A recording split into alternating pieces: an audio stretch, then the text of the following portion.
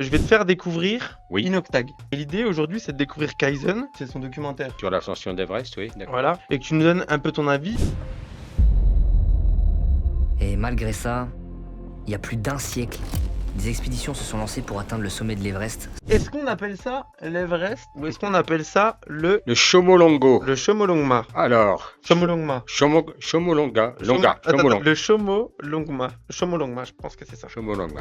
Comment on fait ça? Elle est où la caméra? Maurice qui est le fils de Jean Jaurès. Voilà.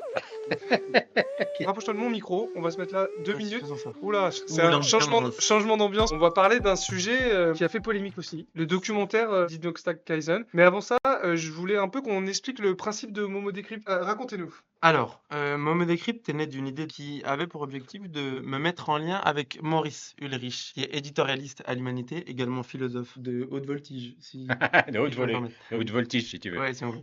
Et en gros, l'idée, c'est de partir d'un sujet de pop culture qui a fait polémique sur les réseaux sociaux. On avait fait Aya Nakamura qui s'était fait défoncer par l'extrême droite parce qu'elle était choisie pour chanter au JO. Oh, Jaja, oh, Jaja. Maurice, Ouais, ça va? ouais, ça va. Tu connais Aya Nakamura? Macron qui posait en boxeur. Maurice, il s'est pris un KO par Macron ou... Bah, un KO par Macron, attends, moi aussi je suis musclé. Et la polémique Move qui avait invité l'extrême droite et avait fait sa pub sur les réseaux sociaux. Maurice, tu connais ça? Bah, il y a du rythme, hein, il y a de la vitalité. Ça swing un peu, ouais. Mais alors, qu'est-ce que c'est ça? C'est le Move. Bah, écoute, désolé, mais moi je connais pas. Hein. Et ça, t'en penses quoi? Ah, ben, c'est le RN? Plus accepter ça, il est nécessaire d'avoir une frontière. Non, ça swing moins, hein. En gros, l'idée, Momo Decrypt, on va continuer à le faire, mais sur Twitch. À peu près le même format, mais sauf que ça va durer 1 heure à discuter et essayer de vous apprendre des trucs ou à découvrir des trucs que vous... Le père et le fils. Papa. Bon, Et donc on est filmé comme ça en permanence. en permanence, la caméra, elle est ici. D'accord. Tu la vois? Euh, Elle est là. Ah, ok, d'accord. Ouais. T'as vu, c'est incroyable l'infrastructure, on est fou là. Pouf.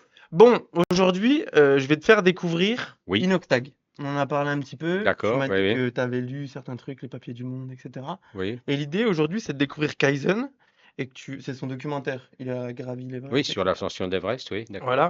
Et que tu nous donnes un peu ton avis. Et Oui, je crois que ça peut être l'intérêt de cette émission. carrément. Finalement, de partir d'un sujet comme ça pour en éclairer un peu les tenants et les aboutissants, mais aussi les arrière-plans, peut-être même en termes idéologiques, en Oui. termes de vision du monde, etc. C'est-à-dire, qu'est-ce que ça veut dire escalader des montagnes, qu'est-ce que ça veut dire aller sur l'Everest aujourd'hui, en approfondissant chaque fois les choses, quoi. C'est un puits de culture. Vous allez voir. Et chaque fois qu'on balance une idée, quelque chose, il a toujours un truc à répondre. C'est incroyable. On va rentrer directement dans le vif du sujet. On s'est mis sur le docu de Inoctag. On va commencer dès le début, comme ça. Il y a d'énormes crevasses, un froid glacial qui peut te faire perdre tes membres, des avalanches. Et évidemment, il y a l'altitude. Plus tu montes, plus ton corps est dépéri. Au-delà de 7500 mètres, c'est ce qu'on appelle la zone de la mort.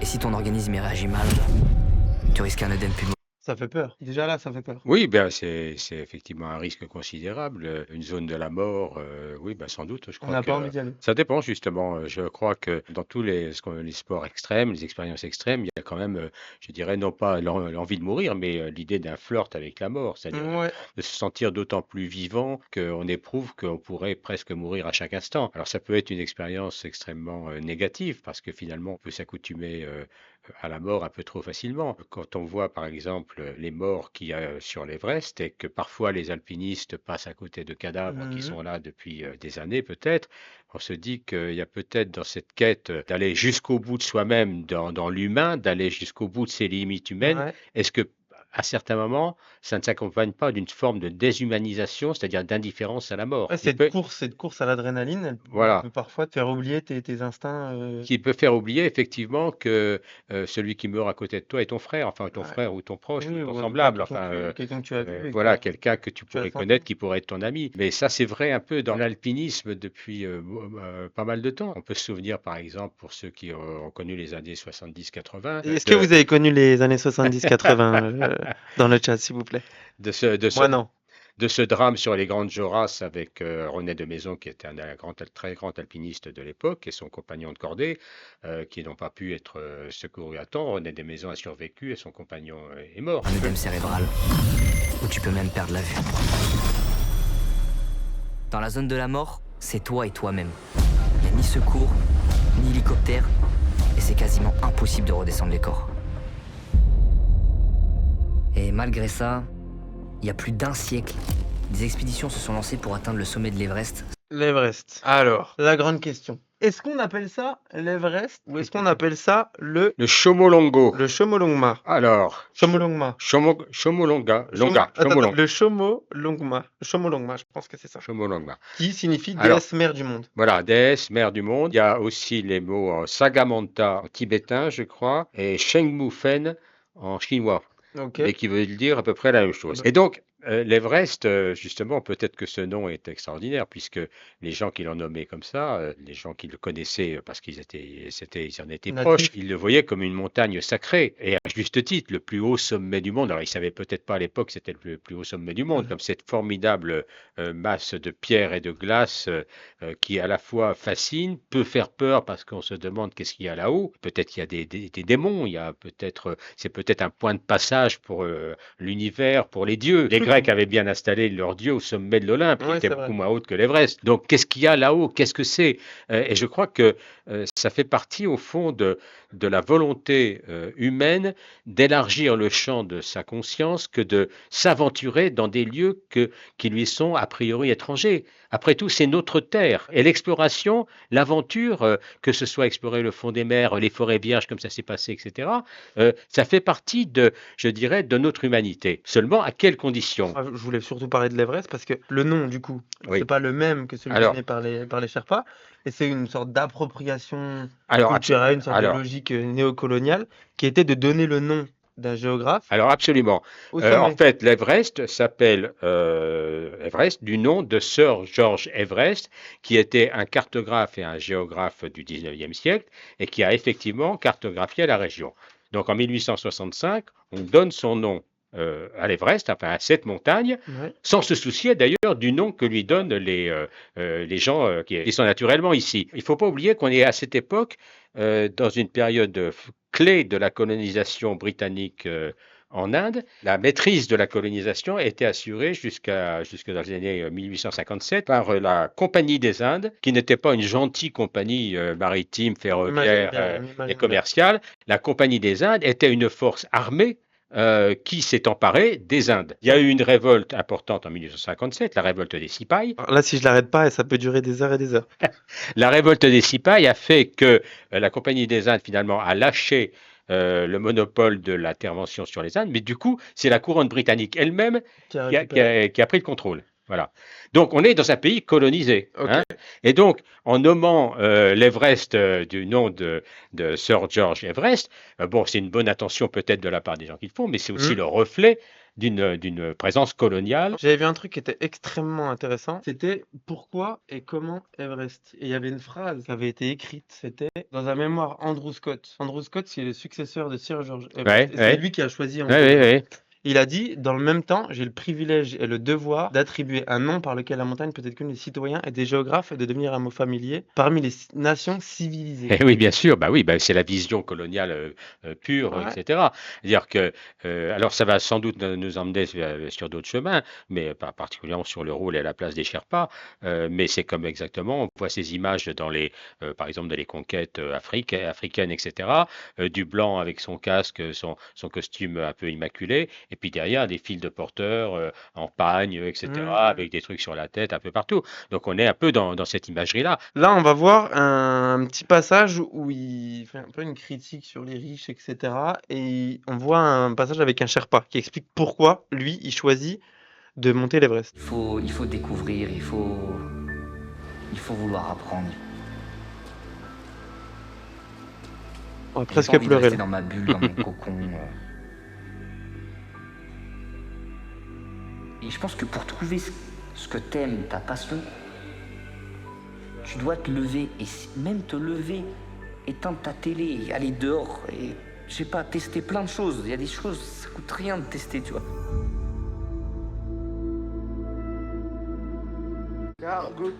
Ah voilà, c'est ça le passage qui nous intéresse. Yes. Il a fait 12 fois l'Everest. 12 fois. 12 times. 12 times you go on the top. Yeah. Et lui a perdu ses doigts. Ah, il peut pas se bouger. lui. This also is gone Ah here. ouais. But now I recover. You have not the sensation, the feeling. Il sent plus rien.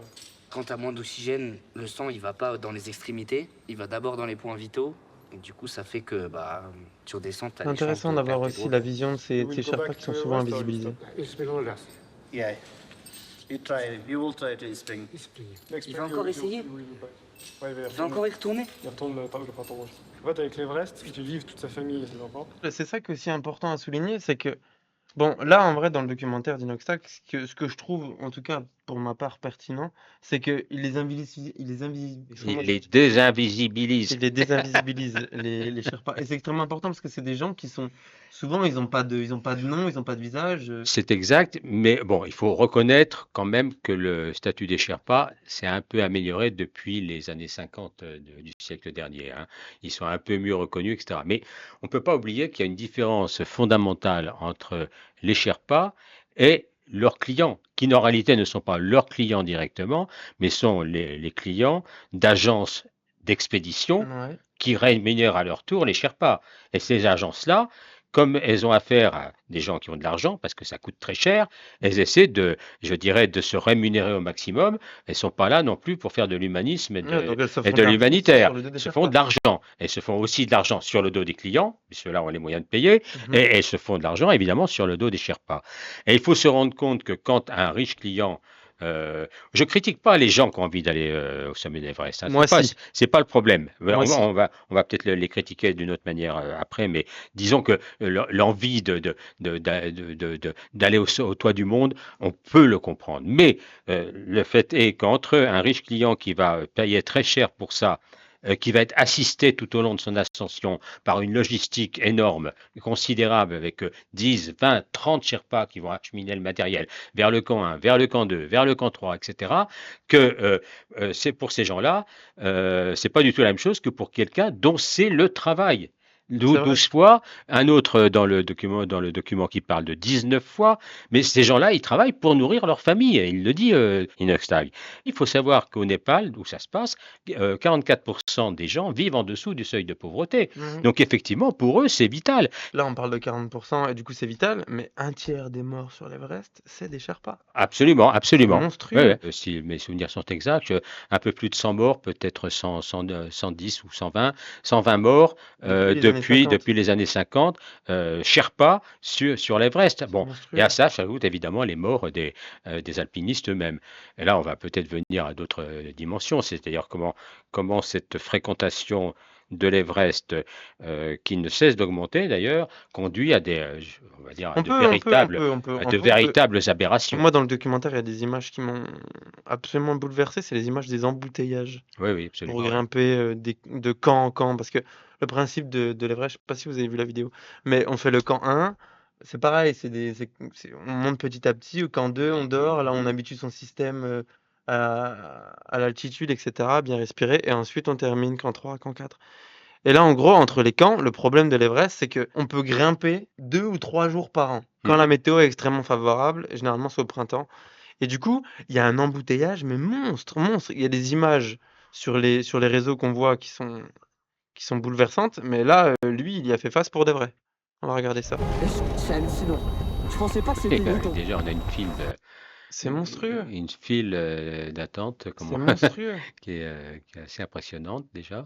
Et c'est pas la pire du documentaire, Non, la pire est plus ouais. tard. Mais On en arrive à l'absurdité. On veut aller au sommet, hein, qui doit être quelque chose d'extraordinaire. Ça, je ne discute pas. Moi, j'ai même pratiqué de l'escalade et un petit peu d'alpinisme quand j'étais un peu plus jeune, n'est-ce pas? On veut aller au sommet, mais à quel prix? Si c'est au prix en arrivant sur la crête terminale, de faire une file d'attente de 200-300 personnes, etc., c'est que ça devient complètement absurde. Et surtout que il y a 3 ou 4 ans, dans cette file d'attente même, il y a eu des morts. Ils sont à 8700 mètres d'altitude et que l'organisme est quand même soumis à des conditions extrêmes. Donc, oui, il y a eu des morts dans la file d'attente. Tellement on a envie d'aller au sommet, de poser enfin le pied sur le sommet, il y a un mec qui meurt à côté, voilà, ça fait partie des choses. Non, ça fait pas partie des choses. À ce stade, quand on voit ces files d'attente, cette logistique, ces agences d'expédition qui organisent tout, est-ce qu'on peut encore parler d'alpinisme? Est-ce qu'on peut encore parler d'une pratique, je dirais, dirais, sportive, même extrême. C'est quand même une usine Ouais, à comme tu Everest dis, qui ils se fonctionne. rêvaient alpinistes de l'extrême, ils finissent extrême de Gervais. Pas mal ça. Ouais. Bon, non, mais il y a un peu de ça. Oui, mais qui nous parle là de tourisme finalement. Est-ce que Alors, ce serait pas juste du tourisme?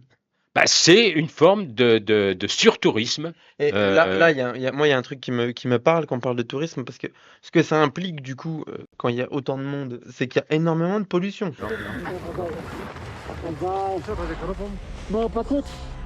ouais, c'est ça. Voilà. Ouais. Ouais, ouais. Que ça. Quelques débris, oui, il est gentil quand même. Hein. Il y a un peu des poubelles, un peu partout, des foods utilisés, beaucoup de restes de tentes.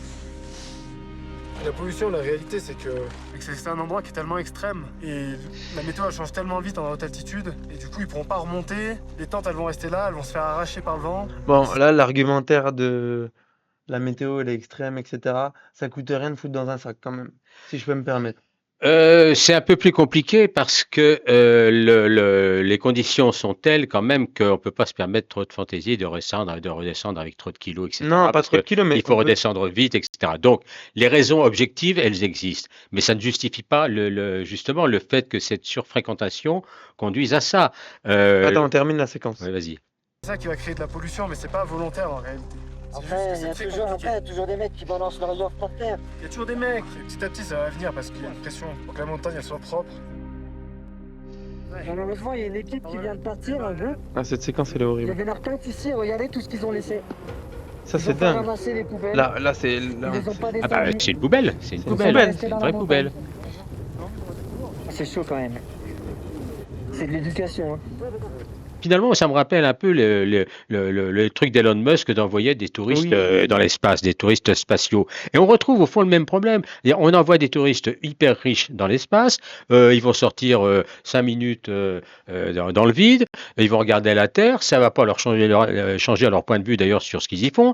Et en plus de ça, à la pollution sur l'Everest peut correspondre la pollution qui est en cours de l'espace autour de nous, avec les constellations de satellites Oui, parce que ça lancées aussi, par c'est le des même faits. Elon Musk. Je crois qu'il va en lancer 30 000 dans les prochaines années. La vache. Mais qu'est-ce que ça devient? À quoi ça sert en plus? Ça va devenir des casseroles volantes en orbite, quoi. Alors la pollution de l'Everest, bon, elle est limitée à l'Everest, mais enfin, c'est quand même incroyable de voir que cette montagne, je dirais, cette déesse mère de l'univers, se trouve recouverte de détritus. Et là, on a vu que les détritus courants, basiques, nourriture, etc. Mais avec le niveau de vie des clients qui font l'ascension aujourd'hui, on retrouve aussi beaucoup de matériel électronique, des choses comme ça. Et je ne parle pas il faut bien le dire aussi, des excréments humains. Hein. Mhm. Il y en a des tonnes. Il y en a des tonnes entre chaque camp. Hein. Attends, oui, parce que le caca, moi je suis très friand de tout ça. Ça me fait beaucoup rire. Bon. Et Maurice a fait des recherches et il a découvert qu'il y avait 3 tonnes de caca entre le camp 3 et le camp 4. Imaginez ce que ça fait en termes de camions. 3 tonnes c'est un petit de camion, caca. c'est un camion de 3 tonnes. Faut quand même les charger, les cacas. Non, mais c'est une image, quoi. C'est une Ouais. image. Et alors, effectivement, il faut remarquer. Alors, ça paraît un peu scato, mais un peu scatologique. Mais il faut aussi remarquer qu'avec le froid, le caca ne disparaît pas.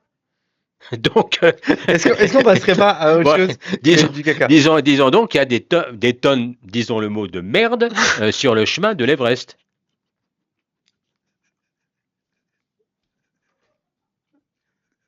On s'arrête là, non? Qu'est-ce que c'est? Non, c'est bon, c'est bon. Non, c'était exceptionnel. Je m'attendais pas à ce que merde sorte de ta bouche, sincèrement. Alors, Je me chie dessus là. bah là, on est encore dans le thème. Petit matin. Réveil au temps de froid. Bon réveil ma gueule. Il y a pas mal de vent ce matin. Donc journée aujourd'hui on monte à camp 4. On s'en pose un petit peu et on enchaîne sur le sommet. Qu'est-ce qui se passe? Regarde, Ah oui. Hein? Ouais, country? les amis, les riches veulent pour rester en vie et pour continuer d'être riches. Quelqu'un qui nous dit c'est plus un instinct de survie, comme dans l'accident d'avion où ils ont mangé les humains. Alors oui, sauf que l'accident d'avion, ça reste quand même une cordillère des Andes, t'es un peu enfermé et les gens sont morts. Là, on parle de vol. Et Oui, de non, mettre la vie d'autres bah, gens en danger. L'instinct de survie, que notre c'est plus de l'inhumanité, là, je finalement. crois que notre auditeur me pardonne, mais je suis pas d'accord avec lui parce que c'est quand même pas du tout la même chose que d'être contraint. C'est ce qui s'était passé aussi sur le radeau de la Méduse, avec enfin pas dans le tableau de Géricault, mais dans le véritable fait divers, où effectivement les survivants avaient fini par manger des cadavres. Donc dans l'histoire de l'avion, oui, c'est exact, mais c'est pas du tout la même chose que de nuit aller voler 2 bouteilles d'oxygène Pour atteindre un sommet. pour que tu atteindre peux- un sommet qui n'est pas absolument nécessaire. Non, je crois que c'est pas, on n'est pas du tout dans le même registre, hein. On tombe quand même dans quelque chose. Là, c'est un concours de riches, finalement. Ils sont tous riches, Oui. ils ont tous de l'argent, ils veulent tous atteindre le sommet, Ouais. ils sont prêts à tout. Que les riches volent les riches ou surtout volent les pauvres quand même, parce que c'est quand même ça le problème. Oui. Bah oui, c'est quand même une constante je dirais, du capitalisme, et même avant. Le marquis de Sade, qui n'avait pas que des défauts, avait cette formule. Il appelait les rois des brigands fortunés. Des brigands couronnés. Voilà, des brigands couronnés. Pourquoi? Parce que finalement, dans nombre de cas, la richesse, qu'elle soit transmise de façon héréditaire ou pas, elle est quand même le résultat de spoliation et voire de vol, etc. Alors après, ça se transmet. Après, on dit il y a des chefs d'entreprise qui sont capables de développer. On donne Bernard Arnault, etc. Bah oui, mais enfin, quand on arrive à une telle fortune, il faut bien qu'on gagne de l'argent quelque part.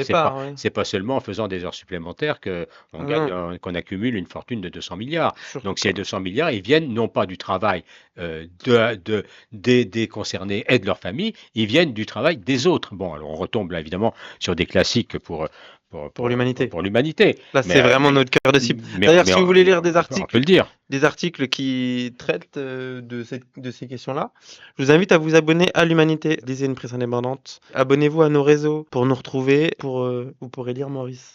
Maurice et son billet tous les jours. Que j'apprécie. À quand les articles qui traitent de caca par PA? Bon, là, du coup, on a vu le documentaire. Mais là, ce qui m'intéresse, c'est plutôt sa réception par la communauté et par les gens en général. Ça a été beaucoup défoncé. Ouais. La plupart de ses abonnés l'ont apprécié. Mais je trouve que ça mérite réflexion. Il y a un article, moi, que j'ai lu sur l'équipe, les amis, je vous le partage. Tourner qui est un alpiniste. Il va à l'avant-première et ensuite il vient démolir le film dans l'équipe. Il dit: l'Everest, c'est le Mont Saint-Michel à 8000 mètres. Inoxtag démontre bien cette surfréquentation, mais il y participe aussi. C'est schizophrène. Son film ne va que développer cet engouement stupide. Est-ce qu'on peut lui expliquer que le public d'Inoxtag n'a pas entre 50 et 100 000 euros à mettre pour une expédition pour l'Everest? Qu'est-ce que tu en penses de ce genre de critique finalement? Je pense qu'il n'a pas entièrement tort. C'est vrai qu'il le fait, Inoxtag, parce qu'effectivement, il a eu les moyens de le faire. En même temps, moi, je ne veux pas minimiser ce qu'il a fait. L'Everest était un but, était pour lui un exploit. D'ailleurs, on voit sa joie quand il le fait. Faut pas minimiser ça. Mais en même temps, c'est vrai que il aurait pu choisir autre chose. Peut-être qu'il n'était pas totalement conscient au départ, d'ailleurs, de tout ce que ça impliquait et dont on a parlé.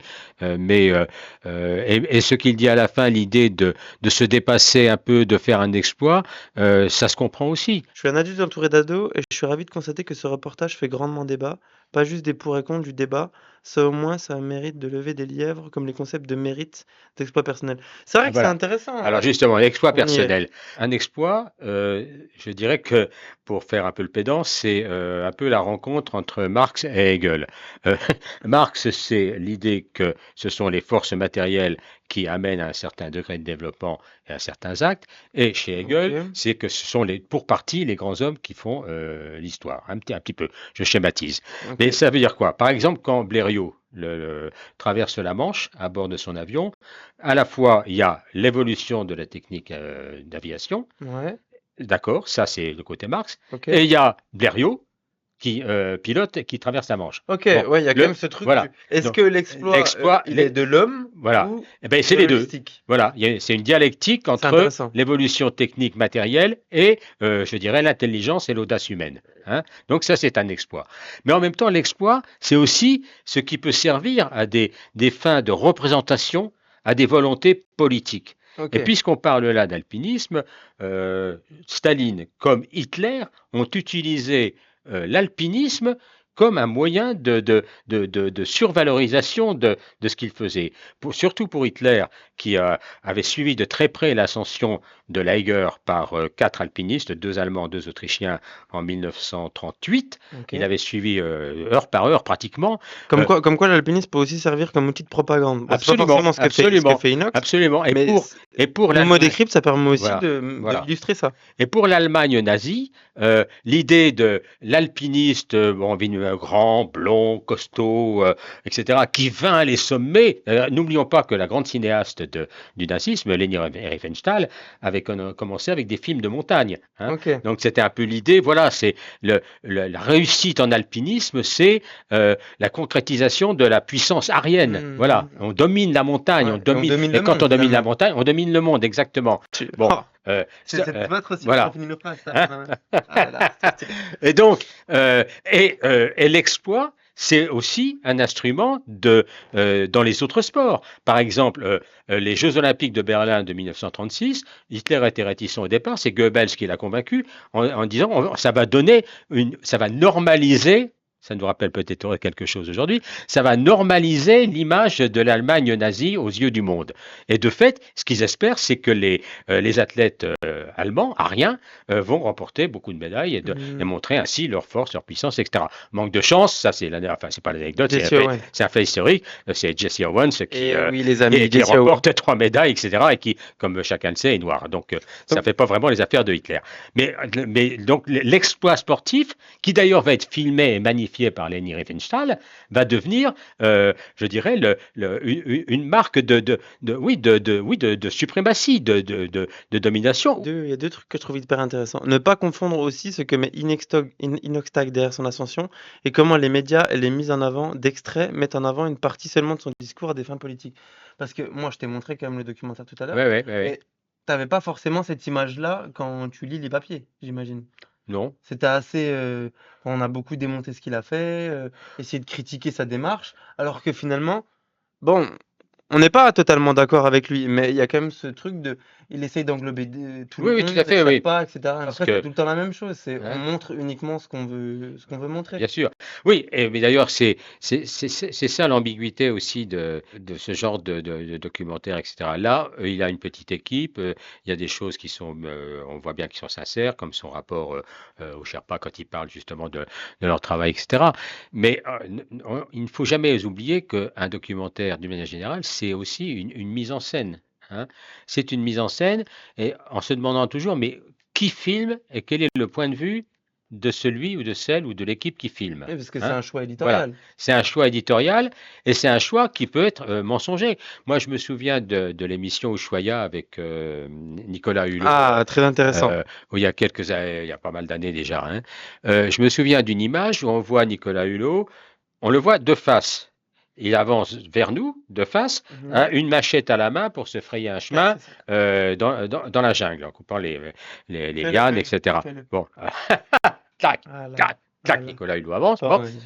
Sauf que, pour qu'on puisse le voir avancer vers nous, il faut qu'il y ait devant lui, c'est-à-dire hors champ, une équipe, un camion, si ça se trouve, et des moyens techniques très importants pour le filmer. Donc, ce reportage en lui-même, il est faux. Il est faux, c'est un mensonge. C'est un mensonge. Le point de vue qui nous est donné n'est pas le point de vue d'un homme tout seul qui avance dans la jungle, c'est le point de vue de quelqu'un qui est entouré de toute une équipe et qui produit un document qui, oui, d'une certaine manière, est mensonger. Je ne parle pas spécialement de l'aventure personnelle de... comment il s'appelle ça fait 1 heure qu'on est là, il n'a toujours pas le blaze. Inoxtag. Inoxtag, hein, que moi, c'est une aventure que je respecte, mais effectivement, elle pose un certain nombre de questions dont il n'avait pas forcément les réponses, que peut-être il peut se poser aussi maintenant, et en faire état, en allant plus avant dans la réflexion sur ce qu'il a fait, et à partir de ce qu'il a vécu. Et parce que moi j'ai le sentiment que ce garçon, il n'est pas du tout stupide, et que il fait aussi la preuve, d'une certaine manière, même si on peut critiquer ce qu'il a fait, que finalement être un influenceur, comme on dit, c'est pas seulement maintenant faire des jolis sourires devant chez soi, Parce que ça a devant été- une caméra pour vendre des cosmétiques et du rouge à lèvres ou du matériel de sport, etc. Ça peut être aussi être influenceur, je dirais justement faire partager des expériences, des questionnements, etc.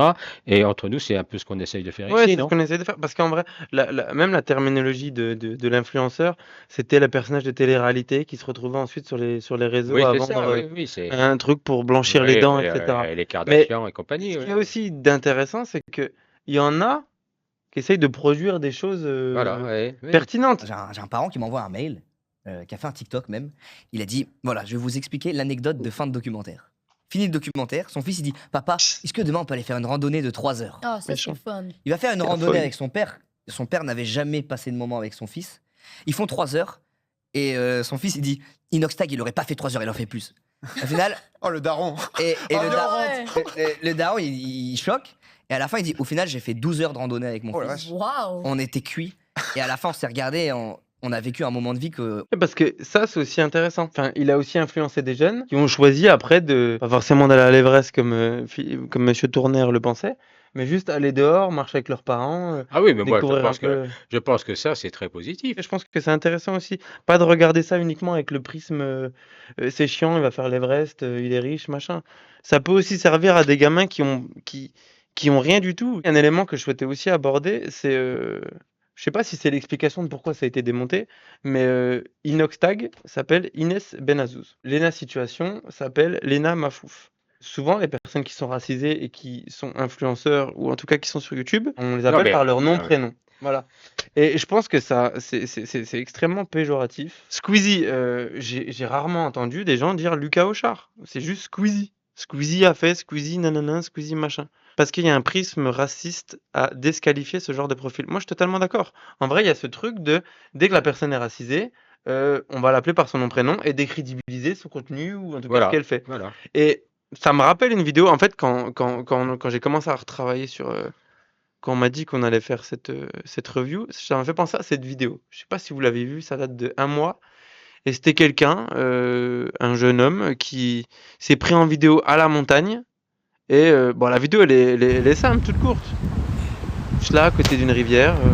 Les mecs prenaient une équipe et quittaient votre quartier, faire de la randonnée, j'ai ouvert les yeux. Oh, attends, t'as un délire. Tu vois, tout le monde est là, ils sont juste sympas. Ça a été vu 21,5 millions de fois. Voilà, 21,5 millions de fois. Et ça a été récupéré par l'extrême droite, ça a été démonté. Pourquoi?